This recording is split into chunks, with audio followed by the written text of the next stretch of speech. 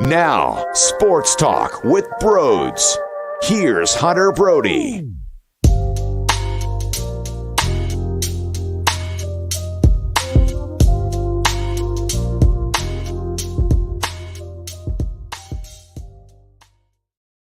Pretty quickly how things change, huh? The ninth inning in game 2 of this series, you feel good taking the first 2 games, and now it just sounds and looks miserable. It's pathetic. Odubel Herrera out in center field. He crucifies you, and this is after he hits a home run. And he also has an RBI in there as well. So you get the Odubel Herrera experience as a whole tonight. Nick Castellanos throwing the home plate, which allows runners to go to second base, missing cutoff mans and sloppy play where the ball is just going right underneath your glove. Shocker, those simple issues that you see when you watch the Bad News Bears is what played out into fruition today and really costed you. Ranger Suarez was a mess. He was grinding way too many walk batters, didn't look very comfortable. And when you look at Ranger Suarez over his last couple of starts, it makes you feel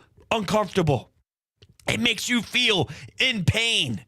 And I don't know when anything is going to change, and that's problematic. Bryce Harper is doing everything in his power to keep this team alive. He gets 4 hits today. He was uber aggressive early on, and could that have changed the trajectory of the game? Maybe, because it would have been bases loaded with 1 out, and if the Phillies would have punched the Braves nice and early on, who knows? But there was so much baseball to be played, and self-inflicted wounds was what was the damaging factor, and that is a part of the Philly storyline to this season. And before the season even began, we knew the defense would kick you in the testicles. We knew it would be gut-wrenching, and these are one of those games that it's played out right there for you. So here's what bothers me, is there's so many issues surrounding Bryce Harper with Nick Castellanos and maybe some others. See, Alec Boehm hitting 2 is definitely still sharp, and Gene Segura has been doing a nice job as well. So it's not as if everyone surrounding Bryce Harper is tragic.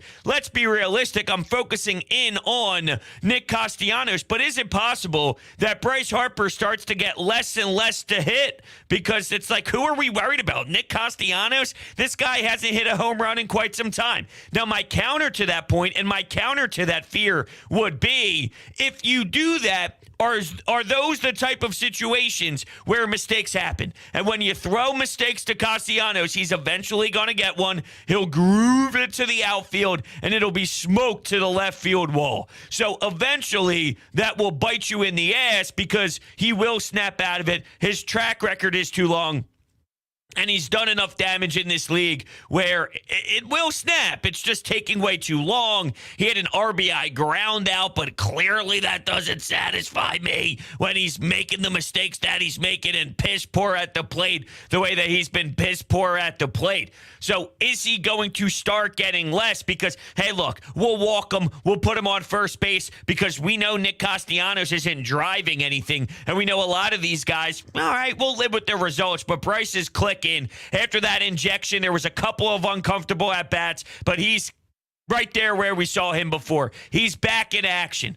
I didn't like the aggressiveness to second base, of course, and I don't know if he just feels the pressure of, I have to do everything. No one else on my team is capable of doing a lick, so I have to. Now, you saw how mad he was at himself, and he did the standard smack of the hands and the screaming of the F-bomb as he's putting his fists out there, and he's, whatever this is called, he's stressing his fists. I don't think that's the right way to describe it, but you could tell how upset he was in that moment. He was gunned out by 30 or 40 feet. I'll take those situations that happen out of Bryce Harper for all the good, because you get 98% fantastic out of Bryce Harper, and that's the 2% that you live with, which is him on the base paths trying to stretch something that wasn't there.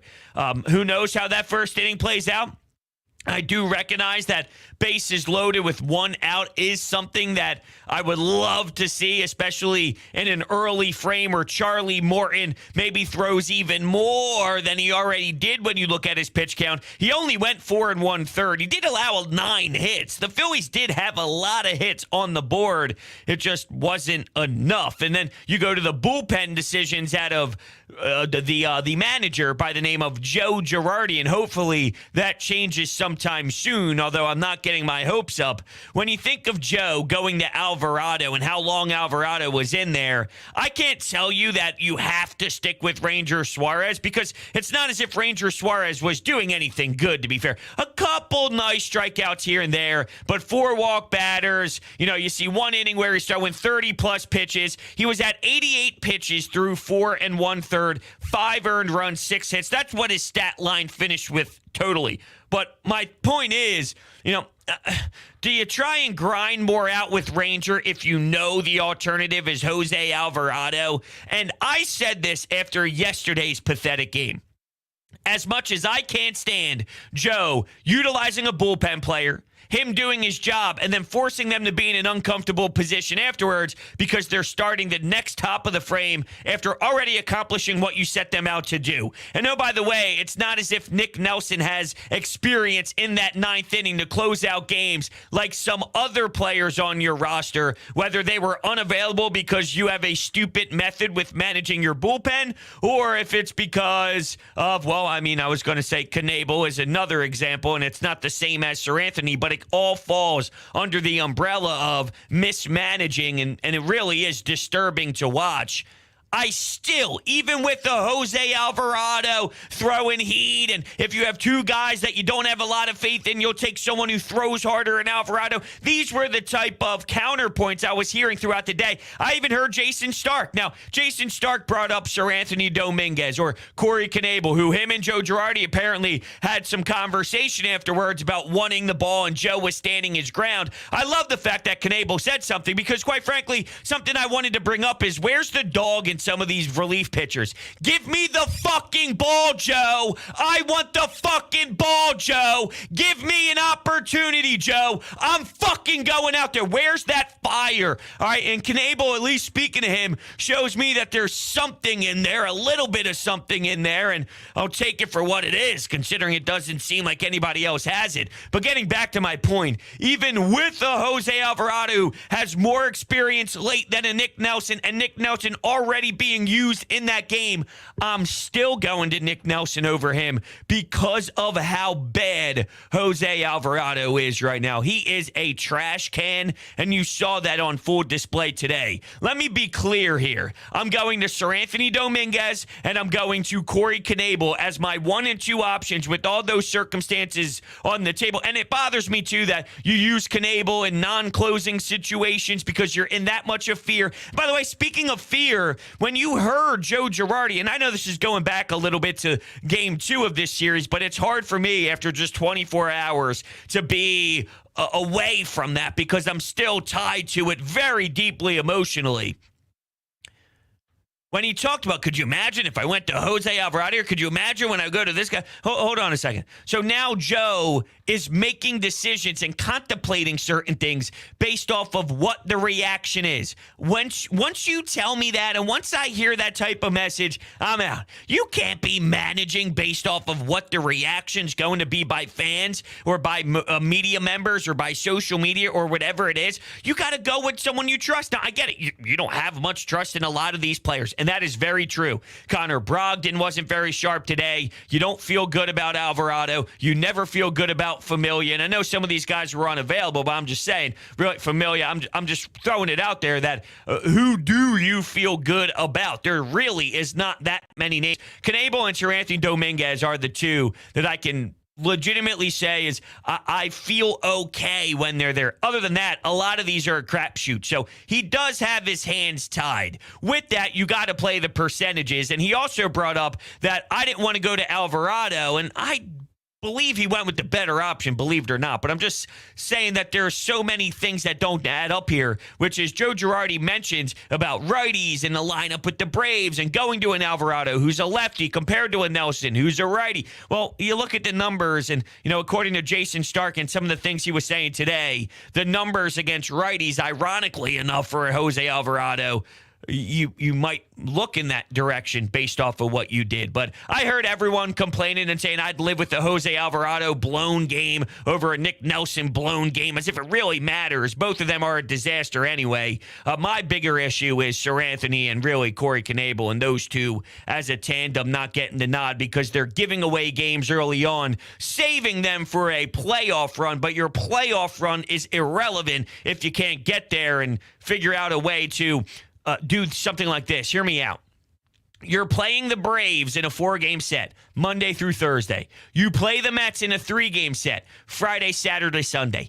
Entering the week, you have these games. Your job is not to only manage in-game and manage inning by inning, but you have to put out on a blueprint and recognize, I have 7 division games here. What am I going to do to make sure that I have my guys where they need to be? So if the game is close, I can rely on them and call their number. That's when you don't bring in a Corey Knebel in a non-save situation. These are the things that have to go into account when you're a manager. There is a lot from a full schedule viewpoint and not just an in-game viewpoint that it doesn't seem Joe Girardi is willing to compromise with, which is it's not compromising. It's absolutely fireable. But I think compromising is a good word because I knew I wanted to transition here as well with Joe. All right, so here's another thing with Joe Girardi. He stays true to his book. He stays true to his binder. He doesn't go off script. I know from watching sports, from basketball to baseball to hockey to the NFL, you have to adjust. In game, you have to go off script. When certain things happen, you need to push buttons on the fly. If you don't push buttons on the fly and you go status quo, it's going to be problematic. If Joe Girardi is not willing to recognize, all right, I wasn't going to go to Knebel here because of the 3-day-in-a-row throwing rule, but we are playing the Braves and I need a win. Bryce Harper just carried this team to victory. Think of the feel right now that you're down 2-1 with the chance to go down 3-1 in this series on Thursday night. Of course, you could tie it too, but what would that do? 500 baseball. What is this franchise? 500 baseball. That's who they are.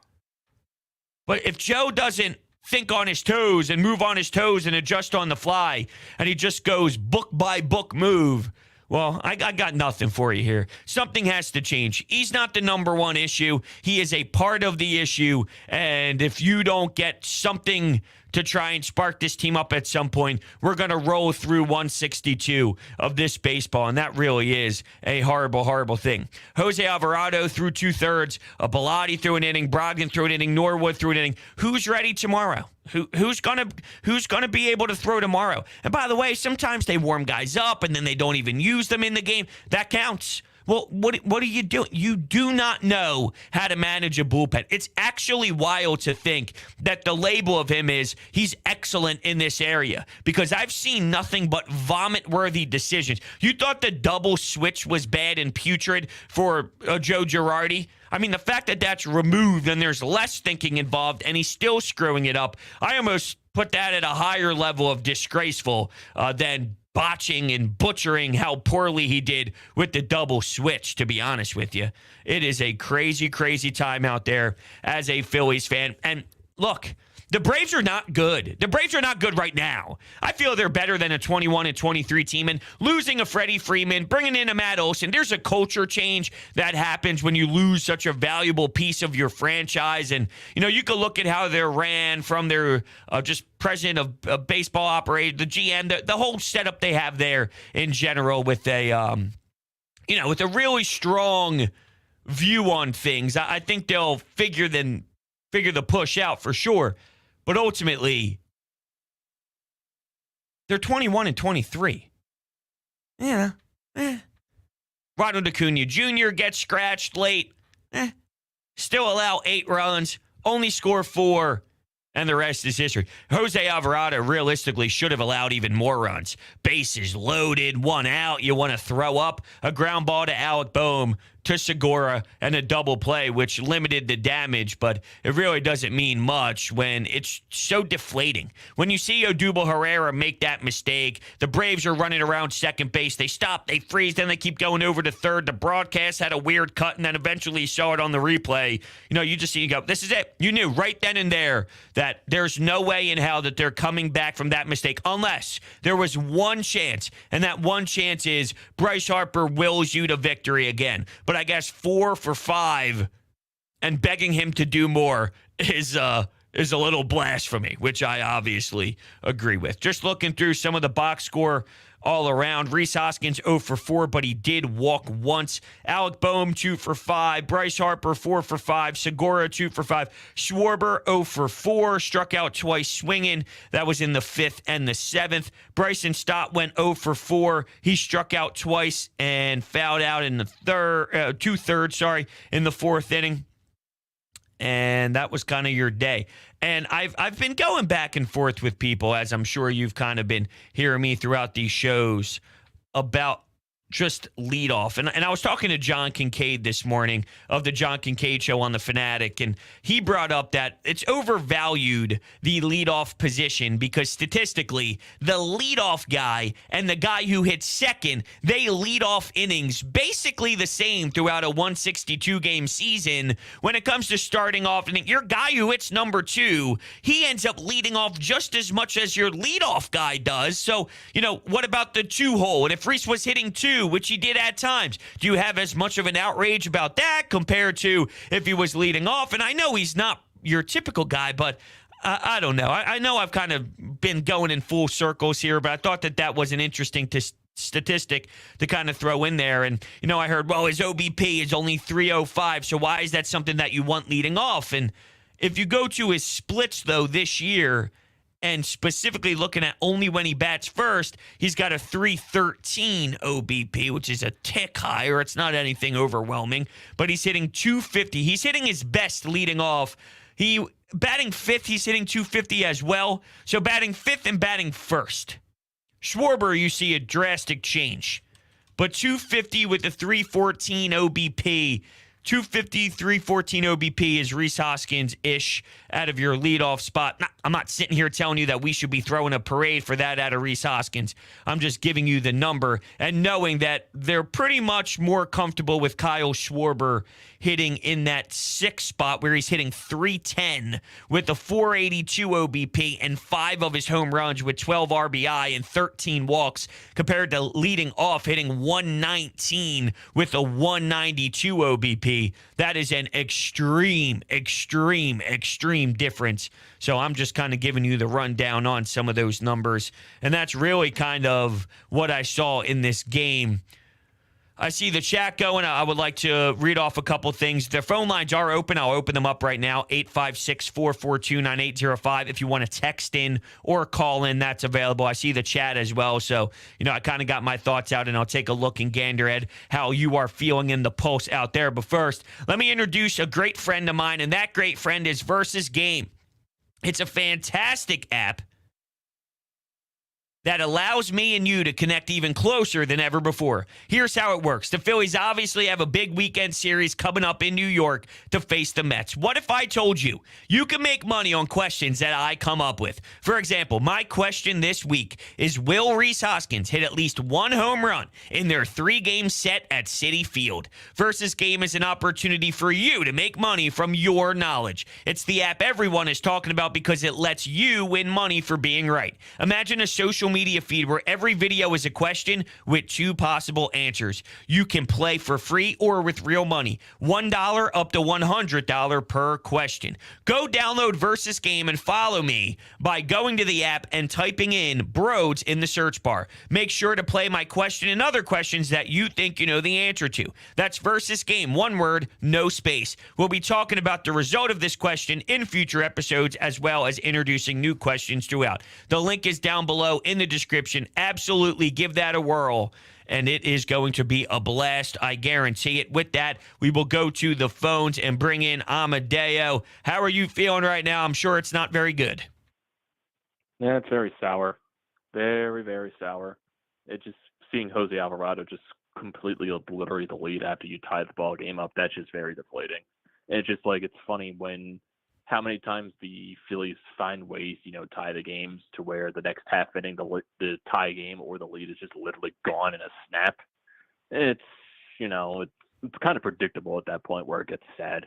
It is, but you got to look at it from a player's level, too. How horrible does it feel where it happens all the time? At some point, it's like, I don't know what to do anymore. You shrug your shoulders. You look around. You start whispering in the clubhouse a bit. What are we supposed to do? And I guess the counter to that would be, it's really just Bryce Harper, Bowman, Segura. Everybody else, if they were to pick it up, your offense would explode more, score more runs. So the pressure that's on the bullpen, with a very bad bullpen, may I add, it's not there to hold the fourth down as harshly as it is, knowing that guys like Castellanos and Schwarber aren't rolling. It just adds more to players who are clearly not ready for the moment. And if those guys were to get going, it would beat the deficiencies of the bullpen, which was somewhat a question we were asking before the season even began. Yeah, exactly. And then when you go back to last week for the homestand where the offense was insanely quiet, your pitching was actually pretty solid, surprisingly. Even though the starting pitching this year overall hasn't really been the issue, it's been pretty solid overall. But your bullpen last week, majority of the time, was more solid than not, surprisingly. But then I said this to myself knowing that, okay, you won that game on Sunday. If the offense somehow wakes up a tiny little bit, watch the bullpen blow up those games, because that's basically what this entire season has been. When the offense isn't going, the bullpen's fine. When the offense is going and they're clicking even a little tiny bit, the bullpen is no help whatsoever. Yeah, no, I think that is definitely something that we've seen over the years. The best way to describe that is one simple word, and it's inconsistent. The team is inconsistent, and they can't put the full package together. And when that's the case, you are going to look like a Philadelphia Phillies squad that is up and down, and the roller coaster just continues to go all around town. Here's Ranger Suarez's last 3 games. All right, he went 7 innings against the Dodgers, allowed 3 earned runs, which is obviously going deep into a game that we admire. Against the Dodgers on May 20th, he went 3 innings, 3 earned runs. And then tonight, 4 1/3, 5 earned runs was his finishing stat line with 4 walked batters. He just doesn't look as smooth with utilizing the corners and utilizing the inside and the outside part of the plate. And there were a couple that I liked on that inside part, the right-handed hitters, but all around the full body of work, it just seems a little off. And then I started to question, okay, I was definitely not on the hype train thinking he was going to duplicate last season. I thought he'd be able to hold his own more. And I'm not going to say 2 starts. Now I'm just writing him off from any sort of solid play, because I have seen him do a decent job starting games. And I do like what he can do when he maximizes his potential. Knowing the bullpen is so thin and knowing that he has succeeded in that area before, can you slide him in there to bolster up that? But then I ask, what do you do in that starting rotation role? And I don't know. I don't know what the answer to that is. I know the Bailey Falters of the world, those type of things, but that doesn't really tickle my fancy. That doesn't really move it doesn't move me at all.